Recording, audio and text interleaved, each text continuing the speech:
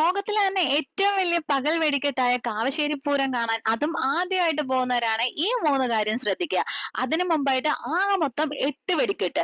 ഉച്ചയ്ക്ക് 12 മണിക്ക് തുടങ്ങും. അതും മൂന്ന് ദേശക്കാരുടെ വക വാവുള്ളിയാപുരം, കഴനി, കാവശ്ശേരി.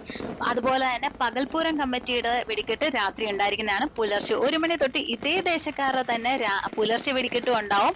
പിന്നെ കമ്പം തെളിക്കലും ഉണ്ടാവും. ഇതെല്ലാം കാണണം. കൂട്ടത്തിൽ അമ്പലത്തിനകത്ത് രാവിലെ നല്ല ചെണ്ടമേളം ഉണ്ടാവും, വൈകുന്നേര സമയത്ത് ഗജമേളം ഉണ്ടാവും. ഇതെല്ലാം കാണാനിരിക്കുന്നവരാണെങ്കിൽ ഞാൻ ഈ പറയാൻ പോകുന്ന മൂന്ന് കാര്യം ശ്രദ്ധിക്കാൻ മറക്കരുത്. അവിടെ നെറ്റ്വർക്ക് ഒന്നും അവൈലബിൾ ആയിരിക്കില്ല. കയ്യിൽ ലിക്വിഡ് ക്യാഷ് കരുതുക. ഇല്ലെങ്കിൽ അവിടുത്തെ ചൂടിന് പച്ചവെള്ളം പോലും വാങ്ങാൻ കയ്യിൽ ക്യാഷ് ഇല്ലാതെ വാടിക്കരിഞ്ഞു പോകും.